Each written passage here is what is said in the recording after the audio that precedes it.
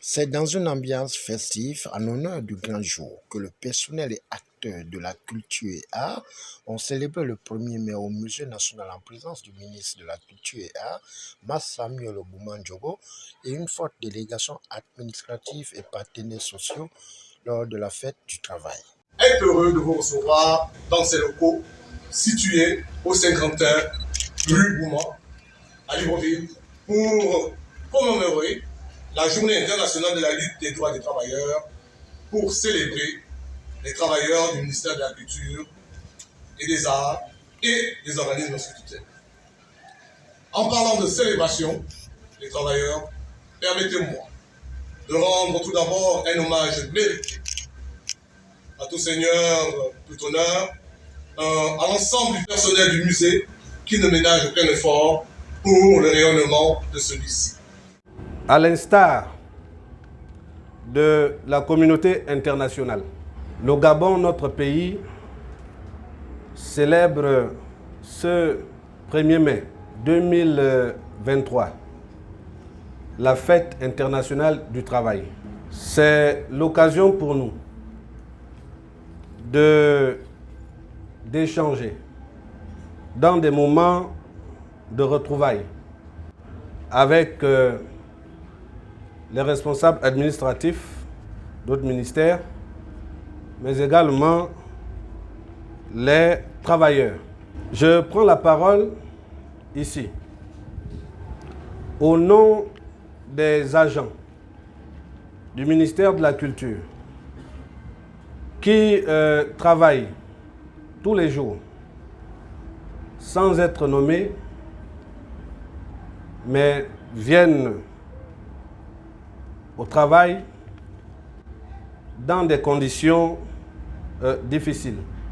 Je prends également la parole au nom des retraités de la culture qui, après avoir rendu des bons et loyaux services à la République, sont privés de leurs droits les plus absolus dans la mesure où les pensions retraite, leurs pensions retraite ne sont pas toujours arrimées au nouveau système de rémunération et leur indemnité des services rendus ainsi que leur rappel solde demeurent inaccessibles. À cela s'ajoute la situation du personnel de la main-d'œuvre non permanente de la culture qui, après avoir travaillé et cotisé à la CNSS, ne perçoivent carrément pas leur pension pour la plupart d'entre eux.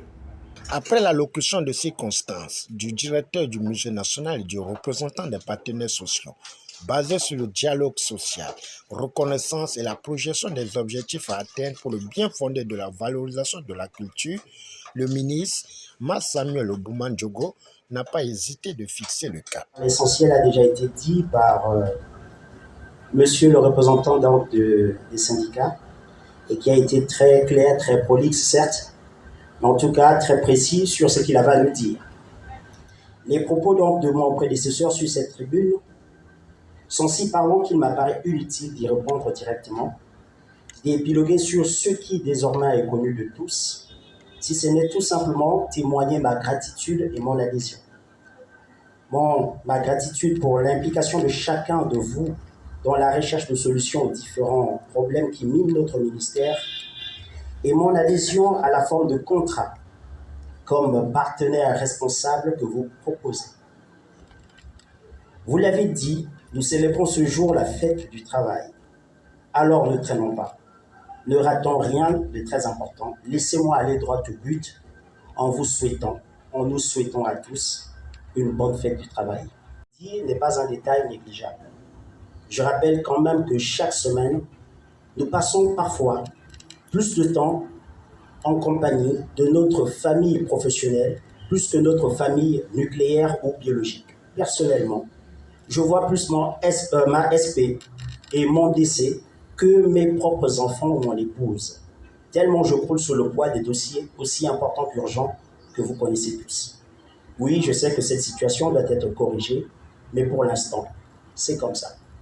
À l'issue des différentes interventions, interprétations d'artistes, suivies d'un buffet pour honorer cette journée, l'ambiance a pris le dessus. Grâce au phénomène d'Omboula et l'artiste Noël Ofuta, l'étoile montante de la musique tradie moderne.